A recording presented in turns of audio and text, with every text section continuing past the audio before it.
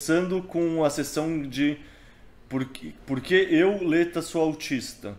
E eu tenho feito essa sessão sempre em homenagem à Nina, que comentou que como tudo muda muito rápido no mundo do Bitcoin. Então, pensando nisso, eu resolvi fazer meio que uma atualização desde a gravação do último episódio até a do próximo episódio. Que foram as coisas que mudaram no mundo, que me chamaram a atenção e que eu acho que tem a ver com a tese do Bitcoin. E cara, essa semana, até pouco tempo atrás, eu tava achando legal que eu poderia ter uma semana sem falar de teoria dos jogos. Tô pensando, pô, interessante, finalmente eu posso falar de outras coisas. Por quê? Vamos por partes. Começou com o Joe Rogan sendo censurado e mais de 100 episódios sendo removidos do ar. Puta, assim, eu acho que isso com certeza é um embrião, é uma semente que pode florescer, ele pode finalmente querer entender mais porque o negócio, uma coisa não ser censurável e ser descentralizada é importante. E ele é um dos caras que tem uma das maiores plataformas do mundo, se não a maior, assim. Então, ele ser um cara que seja convertido, que caia na toca do coelho, é uma coisa muito importante na minha vida. Sei lá se muito importante é a palavra, mas é uma coisa que tem derivações muito claras e muito grandes se ele realmente cair na toca do coelho. Aí, ao mesmo tempo, nessa mesma semana, tá tendo todo aquele comboio dos caminhoneiros e eles também foram censurados. E eles foram censurados pela plataforma que eles estavam usando para fazer a vaquinha digital deles. Se eu não me engano, e o Manhattan pode falar melhor daqui a pouco, mas foi mais de 10 milhões de dólares que foram congelados. Os caras, na moral, assim, roubaram o dinheiro dos caminhoneiros. E Isso. foi isso, né, Manhattan? E aí, Isso foi o GoFundMe, bloqueou perto de 10 milhões dos caminhoneiros, sim. e tipo, sei lá, primeiro, bizarro. Segundo, isso ajuda pra caralho a reforçar uma das principais hipóteses de valor do Bitcoin, que é não ser censurável. Tipo, eles começaram uma vaquinha depois em Bitcoin e provavelmente em outros sites também, eu só não sei. E tudo que eles estão coletando em satoshis, ninguém consegue tocar a mão, ninguém consegue pegar Não, dinheiro deles. não censurável e inconfiscável, né? Esse governo não vai confiscar. Exato, tipo, não tem uma empresa que só vai tirar seu dinheiro da tomada. Aí É. entra na parte mais empresas e investimentos. A Nasdaq essa semana aprovou um ETF. Nasdaq é a bolsa americana, né, a bolsa de tecnologia dos Estados Unidos, aprovou um ETF das mineradoras de Bitcoin. Ou seja, tipo, o governo americano fica enrolando para aprovar o tal do ETF direto de Bitcoin, mas o ecossistema está crescendo, está maduro, está tendo mais procura e mais demanda, então o pessoal fica inventando vários ETFs e no fundo não sei, eu vejo algumas pessoas criticando porque isso significa que esse dinheiro não vai fluir diretamente para o Bitcoin, mas por outro lado, talvez esse dinheiro nunca fluísse para o Bitcoin porque a pessoa nunca se sentisse confortável em não investir numa empresa ou num ETF. Eu tenho essa tese para pirataria, por exemplo. Eu acho que pirataria não diminui tanto assim as vendas de qualquer outro produto, porque a pessoa que recorre à pirataria nem ia comprar o produto, sinceramente. Tipo, você vê o livro do Didi, é um dos mais vendidos em uns sites, e o livro está disponível de graça. Por quê? Porque os públicos não são diferentes, não são os mesmos. E eu acho que essa lógica se aplica aqui na questão do ETF da Nasdaq de mineradoras. Daí, essa semana também, e essa sinceramente eu. Se não fosse a última notícia, talvez essa fosse a notícia mais importante, vamos falar assim. Que a KPMG, que é uma das.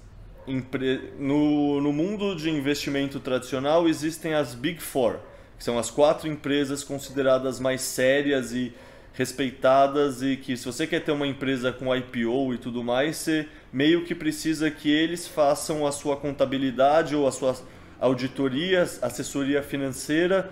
Eles são essa visão do cara, do contador conservador que valida o seu modelo de negócio e fala para o mundo externo que ó, esse pessoal aqui está fazendo é coerente e faz sentido.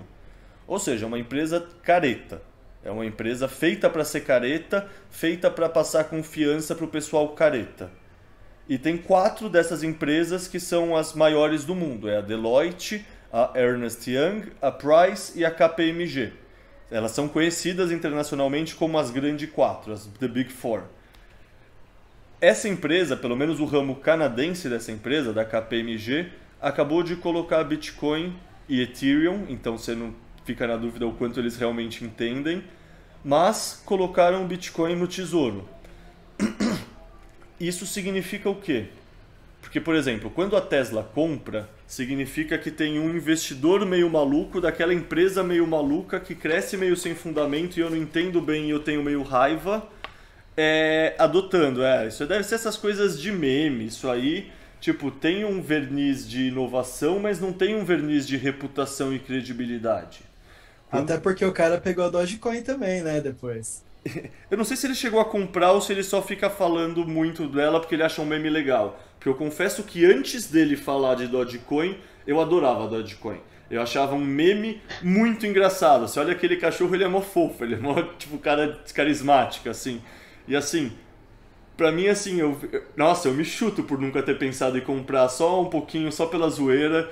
Porque, velho, pra mim é surreal ver tudo o que aconteceu. Mas assim, no fundo ele pode só achar uma piada engraçada e ele é meio autista nesse sentido sim, tá ligado? E ele, o autista com U nesse caso, ele com certeza tem uma personalidade meio no espectro do autismo, meio Asperger, sei lá. Então ele realmente tem uma personalidade diferente, pode só achar engraçado e publica e é isso aí.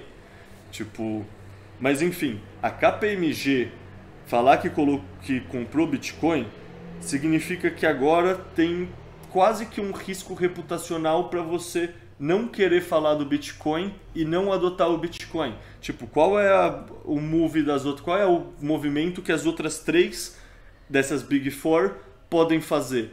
Elas vão... Tem uma... aí eu também falar em relação a essa questão da KPMG, né? Eu acho que não é...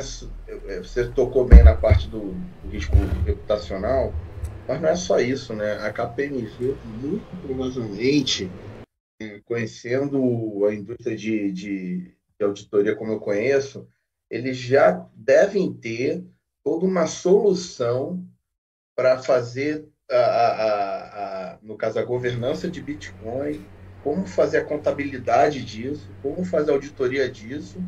E aí, quando alguma empresa, algum cliente dele vier perguntarem para eles, né? Poxa, vocês colocaram Bitcoin e tal. Pô, como é que é isso? Eles já têm toda a apresentação, todo o esquema comercial. Eles não dão ponto sem nó, não. Entendeu? Isso aí, com certeza, já faz parte de um portfólio de produtos e serviços aí que eles têm para oferecer. Mas apesar disso, eu acho que não deixa de ser um movimento bastante ousado, né? Porque eles foram os primeiros. Agora as outras 3 que vão ter que correr atrás, sabe? Então eu acho que eles não deixa de ser uma aposta, por mais que eu imagino que eles joguem seguro também, de certa forma. Eu acho que são os dois. Tipo, com certeza essa ousadia de ser o primeiro a fazer carrega um pouco de ser o ousado e não ser o conservador. Mas Sim. É isso, já está acontecendo ETF, já está acontecendo moeda em outro país. Tipo, há 2 anos atrás eu acho que teria um risco de flopar. Hoje em dia eu acho que eles foram o primeiro a ter coragem de falar que o rei tá nu. Entende? Eu acho que já tem todo o ecossistema em volta, já está maduro, já tem seguradora comprando, já tem empresa comprando, já tem ETF, já tem país usando. Eu acho que eu concordo 100% com o Manhattan que eles não dão ponto sem nó e assim, eles podem ter comprado um Bitcoin e um Ethereum, porque eles não divulgaram o quanto eles compraram, e o resto só está usando marketing de graça de todo mundo falando disso para atrair esses clientes. Mas no fundo isso é do caralho, porque isso significa que normaliza a auditoria e a contabilidade para todas as empresas. Então, assim, no fundo, tanto faz o volume que eles compraram. O mais interessante disso é justamente uma empresa tão careta que, assim, contadores, por definição, precisam ser caretas e conservadores nessa estruturação de toda a questão patrimonial, ainda mais em empresa aberta, porque empresa aberta você não pode ser só processado pelo governo, você pode ser processado por todos os outros acionistas, assim, tipo, você tem muito mais cu na reta. Então, uma empresa dessas fazendo, puta, assim, sinceramente eu acho que é uma notícia maior do que a da Tesla e só não foi tão comentada porque não tem o mesmo hype do que o da Tesla. Não, sim, assim, e concordando com o Guilherme e você também, Leta, o que eu estou querendo dizer também é que eles com isso, né, com esse marketing e atraindo esses clientes, eles já fizeram o dever de casa de ter esse framework pronto para oferecer aos clientes deles, entendeu? Então eles já fizeram, quando, por exemplo, eu como empresa, né, se eu quisesse adotar o Bitcoin, tem todas essas questões em relação a o que eu preciso fazer na relação contábil, na auditoria. Será que isso tem, como é que se fala, a questão do compliance e tudo mais, né? Então, eles já tiraram todas essas dúvidas aí da frente. Agora, o cliente agora que queira adotar põe na sua balance sheet, aí ele vai chegar para a KPMG já vai saber, ó, você vai fazer isso, isso, isso, isso, isso. Então, vai tirar essa fricção aí de muitas empresas. Eu acho que é muito válido, sim. E o E Sailors... desculpa. Não, eu ia comentar que eu acho que essa aqui pode ser um pontapé inicial maior que a MicroStrategy e maior do que a Tesla também. Porque agora muitas outras empresas vão ter que correr atrás, porque a KPMG está na frente. Quem quiser. A gente é muito na bolha do Twitter, a gente tem muita visão de que tem gente que ama o Bitcoin e tem gente que odeia o Bitcoin. Só que a maioria das pessoas está no meio ali, sabe? Não sabe muito bem o que é, mas se aparecer alguém falando, eles vão ouvir. Então, qualquer empresário, qualquer baleia, né, que a gente gosta de falar, que olhar para isso e quiser entender um pouco mais sobre o Bitcoin, vai para a KPMG. Porque é eles que estão falando disso agora. Então, eu acho que isso pode gerar um efeito de concorrência das outras empresas quererem anunciar isso também e gera um baita no efeito bola de neve com isso. Nossa, com certeza. O FOMO que as outras três devem estar agora, tipo, tá rolando essa teoria do jogo entre essas quatro, full power, e a KPMG saiu na frente e mostrou que tem o Zap. Vamos ver quem faz as outras duas mãos, mas o Zap alguém já fechou porque, porra, eles foram o primeiro entrante. Bom, enfim, só continuando das últimas, porque assim, eu falei que essa é a notícia mais legal da semana, fora a que entra em teoria dos jogos. Primeiro, só comentar que o Ted Cruz, que também entra em teoria dos jogos também, que é o senador lá dos Estados Unidos, do Texas, comprou $50 mil em Bitcoin, falou que comprou o DIP, e assim, ele é o senador do estado que tem provavelmente a maior taxa de hash, né, a hash rate dos Estados Unidos, mas assim, você pensar como estado, talvez o estado do Texas já seja um dos maiores 5 mineradores do mundo. Tipo, já teve história do Texas falando recentemente, esse mesmo senador, que o Texas prefere talvez se separar dos Estados Unidos do que ficar aguentando muita cagada do governo federal. Então, assim, pro pessoal que acredita que os Estados Unidos vai conseguir banir o Bitcoin, proibir a mineração, tipo, a teoria dos jogos cada vez fica mais explícita o quanto isso não é verdade, o quanto o lobby, a indústria da mineração e os políticos nos Estados Unidos já tem muitos alinhados com o Bitcoin e que isso realmente, assim, não é muito... sei lá se inviável, mas assim, é muito mais difícil do que parece. Os Estados Unidos vai banir. Cara, sinceramente, você tá achando que os Estados Unidos é tão autoritário quanto a China para fazer isso, mas não é. Uma sociedade que tem ponto e contraponto, que tem dois partidos muito fortes, que tem visões antagônicas, é uma sociedade polarizada.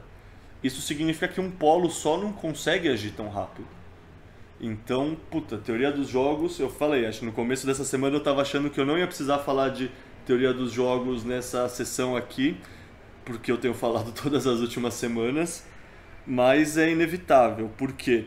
Porque além do Ted Cruz ter comprado o Bitcoin, saiu a notícia ontem da Rússia. E assim, a Rússia quer reconhecer como moeda o Bitcoin. E trazer para a legalidade todas as negociações. Eu confesso que eu nem tive tempo, porque ontem eu estava gravando uma podcast com o Hans também, no Sessão Temática, então eu nem tive tempo direito de ver o que isso significa e de entender como eles querem fazer. Mas assim, você coloca a Rússia, Bitcoin, reconhecer na mesma frase, teoria dos jogos, já não tem muito o que fazer, assim, só por a imagem do Putin com o Bitcoin já vai chutar a bunda da Ucrânia, já vai fazer a China reconsiderar muitas coisas, vai acender o sinal de alerta maior nos Estados Unidos, eles vão pensar, caralho, se meu inimigo começa a comprar, qual é o meu passo, o que eu posso fazer? Eu até vi alguém no Twitter comentando que, puta, não é à toa que foi essa semana que os Estados Unidos anunciou a apreensão daqueles bitcoins daqueles fake hackers, porque assim, ninguém me faz acreditar que aqueles dois caras, aquele cara e aquela mina que guarda a chave na nuvem, roubou sei lá quantos bilhões em Bitcoin, assim, Eu ia mencionar isso. Tipo, é chamar a gente de Eu otário. ia falar justamente disso. Olha, eu honestamente eu não duvido, mas eu acho que essas duas notícias que você comentou do Ted Cruz e da Rússia, eu acho que isso, na minha opinião, faz com que seja inviável, por exemplo, para países como os Estados Unidos banir o Bitcoin. Porque agora, se eles banem o Bitcoin, acontece um efeito China, só que agora para um inimigo direto, né? Os mineradores saem dos Estados Unidos e vão para a Rússia, por exemplo. E os Estados Unidos fica desarmado, né? No sentido de poder de Bitcoin, né?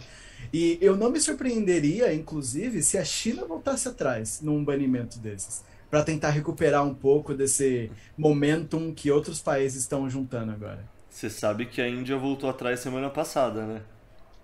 Não sabia, sério? Sério, tipo, fazendo essa questão de atualizar notícias semanais, querendo ou não, é bom que eu acabo estudando.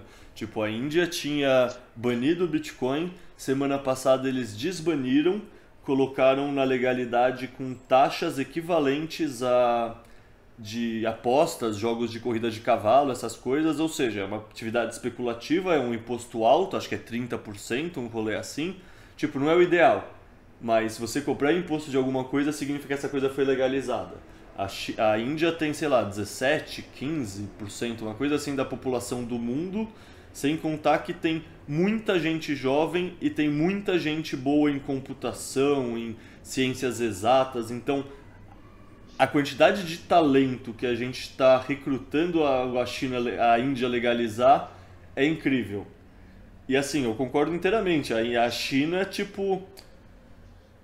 Não sei, a China, assim, ela tem escolhas muito duras a serem feitas, porque você pegar, pensando na história da China, a China já teve oportunidade antes, foi em 1400 e alguma coisa, a frota de navios da China dava um pau dos europeus, assim, dava um pau mesmo, eles navegavam pelo mundo inteiro, tipo, os europeus conseguiram chegar aqui nas Américas usando o mapa chinês, no fundo. Tipo, Marco Polo, que traz toda a tecnologia da China para o Ocidente, por isso que ele é famoso, e isso que gera toda a questão das navegações, etc. E por que estou falando isso? Porque começou a ter comércio, e aí quando a China tinha essa frota toda, e com esse comércio, a China começou a ver novas ideias e novos pensamentos e modos de vida entrando na sociedade. Eles escolheram abrir mão de toda a frota, não sei se eles queimaram, se eles só deixaram ancorado, mas eles abriram mão das navegações porque eles não queriam contaminar a sociedade com uma sociedade livre com ideias diferentes. E tipo, naquela época isso dava para ser feito. Hoje em dia isso é muito mais difícil, porque existe a internet e assim, eles conseguiram controlar a internet. Vamos ver como o Bitcoin joga nisso, porque vai ter uma teoria dos jogos muito interessante deles querendo não aceitar contra todo o resto do mundo. Tipo, a Rússia, sei lá, teve essa semana conversas do Xi Jinping com o Putin e eles se declarando, tipo, parceiros e amigos em todas as questões e tudo mais. E, no entanto, a Rússia está reconhecendo como moeda. É algo que, assim, não sei, eu acho que tem derivações muito maiores do que a gente consegue supor, assim, pro médio prazo. Por exemplo, você falou dos Estados Unidos banir. Cara, eu não sei, mesmo sem a notícia da Rússia, eu não sei o que o Texas faz se os Estados Unidos tentar banir. E aí o Texas, no fundo, representa o Texas, a Flórida, sabe, todos esses estados sulistas. Então, assim, sei lá, o Manhattan tá mais aí na América do Norte, pode ter uma opinião mais educada. Mas eu realmente não descarto essa hipótese de ter um movimento separatista causado por uma tentação de banimento do Bitcoin nos Estados Unidos.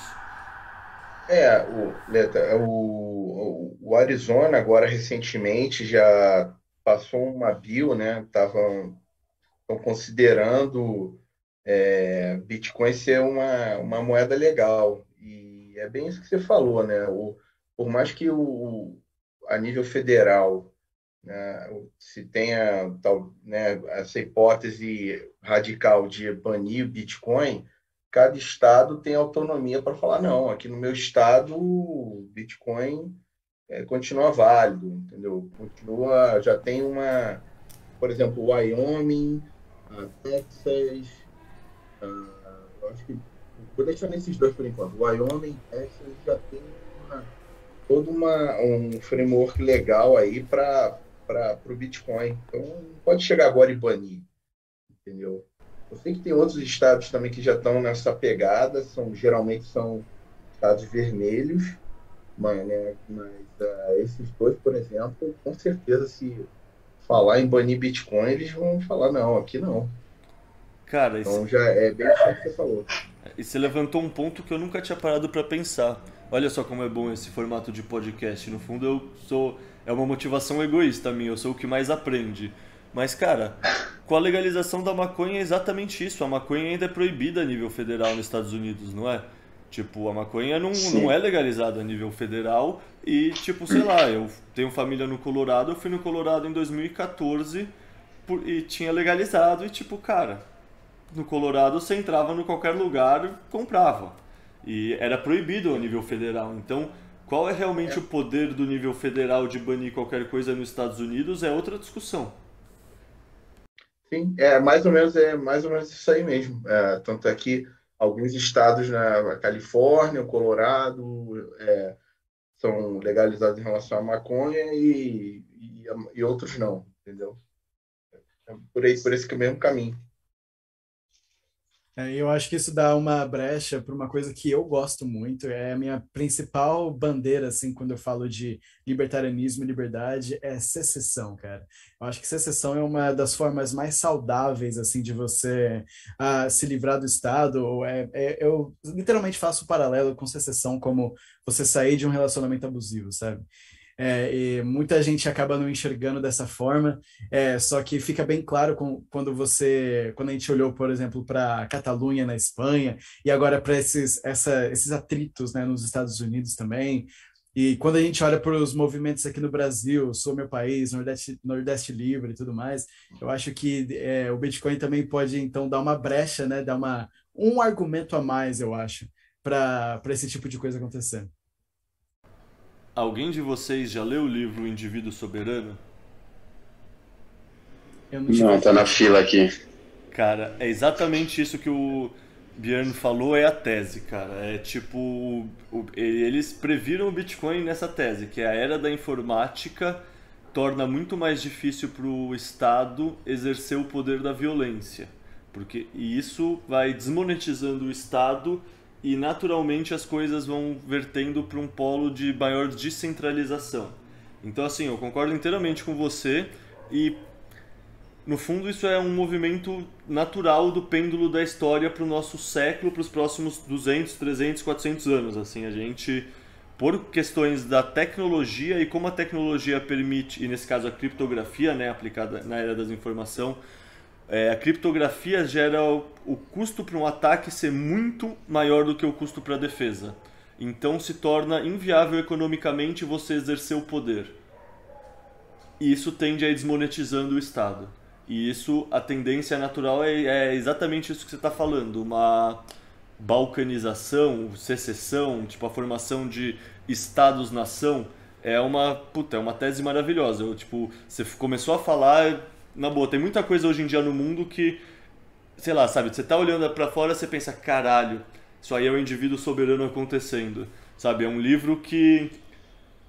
Sei lá, tipo, sei lá, estamos numa podcast e não dá pra ver, mas até arrepia, assim, é um livro fudido, assim, entrou tranquilamente no meu top 5 e Infelizmente só tem em inglês. O Coreia tentou traduzir uma época, eu acho que ele não conseguiu o contato ou o pessoal não autorizou. Não lembro qual dos dois foi, mas infelizmente é um livro que precisa ser lido em inglês, não tem em português. Mas puta, recomendo fortemente para todo mundo que tá escutando e que fala inglês. É um puta livro, assim. Sim, esse livro com certeza está no meu top 5 assim, de livros para fazer com que uma pessoa fique orange pill, né? Tipo, tem uns 5 livros assim que eu falo, ó, começa com esse aqui, depois vai para esse aqui, depois vai para esse aqui, o Indivíduo Soberano, né? Individual Sovereign. Eu acho que é o meu quinto livro, que ele é o endgame, entendeu? Ele justamente ele vai pegar vários conceitos que você viu nos livros anteriores e vai chegar até o final, ele vê essa projeção que caminha para a secessão, a derrocada dos países, dos Estados-países, né? Não, e o fato que o livro é escrito em 97 também é um bagulho assustador, assim, tipo, como os caras realmente conseguiram prever muita coisa e só entendendo padrões macros e mudanças estruturais que a tecnologia geram, como eles conseguiram fazer previsões que se realizaram e estão se realizando, assim, é bizarro. Mas eu queria aproveitar esse gancho para levar um pouco para o lado da economia, né? Porque a Escola Austríaca de Economia é muito sobre isso, né? Como eu falei, eu estudo economia na faculdade e bastante a escola austríaca por fora, e é tudo sobre isso, né? A partir da praxeologia, da lógica dedutiva, você consegue fazer algumas dessas previsões, assim. E o Hayek também, de certa forma, previu o Bitcoin em alguns dos escritos dele também. Também por isso, né? Você vai fazendo a lógica dedutiva e você vai chegando nisso. Você vai chegando em como que para a gente se livrar do Estado, a gente precisa de alguma coisa que deixe economicamente inviável para eles exercerem a violência. Então é bastante interessante você olhar por esse lado também. Berna, eu tenho uma pergunta para você, já que você está Cadê? estudando agora economia e você tem acesso também ao conhecimento, né, de Mises, da escola austríaca. O que se ensina em faculdade hoje em dia passa longe da escola austríaca, né? Assim, o que o pessoal fala muito são outras escolas, né, da MMT, não é isso? Não, puder dar explicar para a gente aí qual é a sua visão aí, com o que você está vendo. Sim, cara, passa muito longe, mas tem muita gente que acha que é por má vontade, normalmente, dos profissionais, dos professores que estão lá. E não é. Na verdade, às vezes é simplesmente a falta de conhecimento. É claro que eu tive professores socialistas, literalmente, que acreditam que a visão que eles têm de certa parte da economia, de visão política, é a certa e eles rechaçam ou ignoram qualquer outro tipo de comentário. Mas, atualmente, e em muito maior número, eu tenho professores de boa-fé, que quando eles estão lá explicando uma coisa, eles não falam que, olha, a economia é assim. Eles explicam, olha, nesta visão, por exemplo, na visão neoclássica, a microeconomia trata disso aqui. Então, você vê que o cara ele tem uma honestidade intelectual de mostrar que o que ele está falando não é verdade absoluta, mas é um ponto de vista. Só que mesmo para essas pessoas, quando eu menciono a escola austríaca, quando eu falo da visão austríaca de determinado assunto, você vê uma cara de dúvida no rosto dos professores, sabe? Não é que eles acham errado ou que eles acham que a visão deles é um pouco mais certa, é que eles realmente não conhecem sobre a escola austríaca de economia, eles realmente não sabem muito bem do que se trata. Eles acabam usando, por exemplo, o termo capitalismo bastante na versão cunhada por Marx, né, e não na versão usada, por exemplo, pela escola austríaca. Então é um pouquinho triste nesse sentido, porque você vê, cara, que não é má vontade. É que falta alguém lá, falta algumas pessoas entrarem lá e falar um pouquinho mais disso. Falta um intelectual que seja e dar uma aula na faculdade. Eu sei que existem algumas faculdades aqui no Brasil que tem um pouquinho mais dessa visão. O Instituto Mises tem uma pós-graduação, O Instituto Liberal de São Paulo também tem uma graduação que dizem que volta, que fala um pouco mais assim da escola austríaca, mas é um pouquinho, eu acho triste nesse sentido, porque é toda uma escola que a galera às vezes ignora, esquece que existe, sabe? O meu professor não conseguiu falar libertarianismo, por exemplo, ele falou libertarismo, porque ele nunca tinha ouvido o termo, por exemplo. Mas você sabe o que é isso? Tipo, no fundo, a gente acha que os professores têm muita autonomia. E eles não têm. Os professores, eles são engrenagens no sistema. Tipo, se isso não tem na grade curricular, o professor não pode falar disso. Tipo, eu tenho um grande amigo meu que é professor, foi professor de geografia, largou no final de 2021. E largou por quê? Eu ia falar essa história agora que tu falou, eu escutei tu falando ontem, né, do teu amigo que era, o cara era PhD e não conhecia a escola austríaca, né, Leta? Ah, eu tenho vários. Você falou essa história... Não, desculpa te cortar, mas pode... Imagina, corta à vontade, é isso mesmo. Não, fala aí. Não, tipo, puta... Tens um amigo...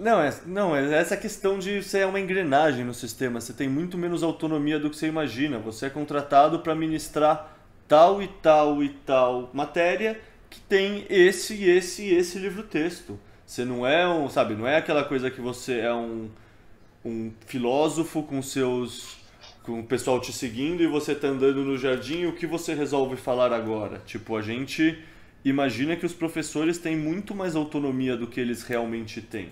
Então, assim, isso, sei lá, querendo ou não, a escola austríaca é uma corrente de pensamento.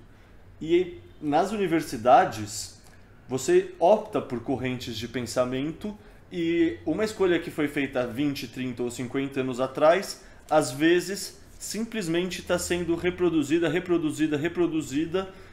a tal ponto que não tem estudo das outras correntes, porque há 50 anos atrás alguém achou que essa questão tinha sido decidida e não, era óbvio que o keynesianismo era melhor e fazia sentido. Mas às vezes não, às vezes foi por qualquer outro motivo idiota na época, seja lobby dos governos, seja qualquer outro motivo idiota, mas aí simplesmente deixou-se de estudar, então os professores deixaram de aprender e hoje em dia, por mais boa fé que eles possam ter, eles não estão ligados. Tipo, eu vejo isso acontecer muito na geologia, sabe? Tipo, tem muita gente que fala que, tipo, a ciência só avança conforme as velhas gerações vão morrendo.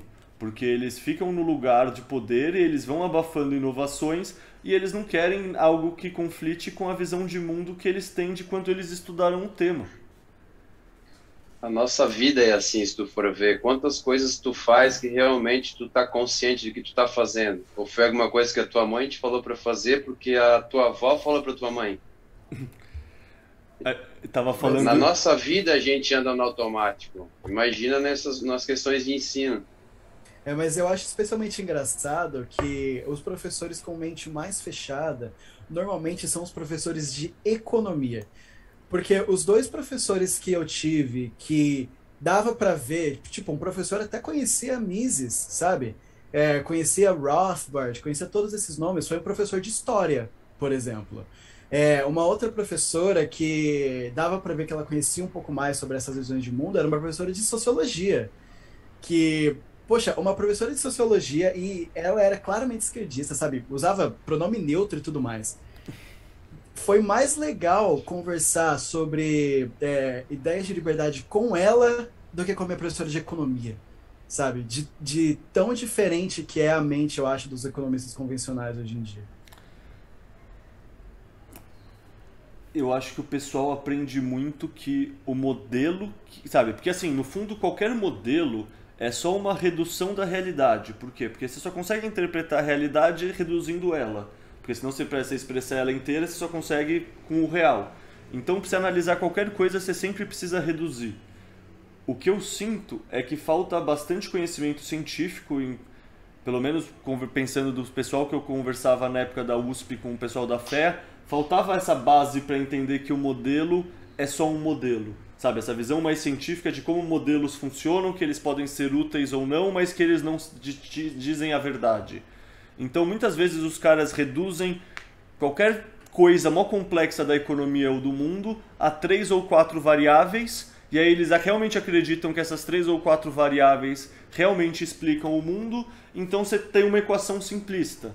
E aí nessa equação simplista é só eu subir essa variável A ou a variável B que a variável C vai cair e tudo vai dar certo. Eles não pensam num sistema complexo com consequências indesejadas de segunda ordem, coisas, sabe, eles não... Ou seja, geralmente são equações mais simplistas do que modelagens complexas. E isso... E tomam decisões em cima disso. Não, e tomam decisões e mais do que tomam decisões. Assim, de repente, a variável X se torna a coisa mais importante de tudo. Tipo, por exemplo, a gente olha para o PIB como se o PIB fosse muito importante. O PIB é muito importante se ele for legal, se ele for saudável, se estiver afetando outras coisas. Mas se tipo, puta, legal, produzimos soja pra caralho com o dólar caro e isso aumentou o PIB.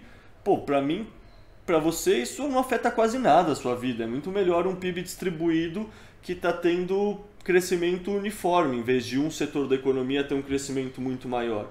Quando você reduz a coisa a pequenas variáveis e você acha que elas que vão mostrar a realidade, é muito fácil você confundir. Sabe aquela coisa de confundir o padrão da copa das árvores com a folha? Eu sinto muito isso no economista clássico. Assim, ele olha para cada folha individualmente e não olha o padrão das árvores. O PIB é um exemplo especialmente bom, eu acho, porque o PIB também engloba gasto do governo, sabe? Ele pega o gasto que o político decide, que o político médio brasileiro decide, e coloca no mesmo nível do gasto de uma empresa privada, sabe? De um cara que foi lá e abriu uma empresa especializada nisso. Coloca eles no mesmo peso, sabe? E depois trata isso como um baita indicador que você precisa prestar atenção. E é estranho, se você parar para pensar um pouquinho.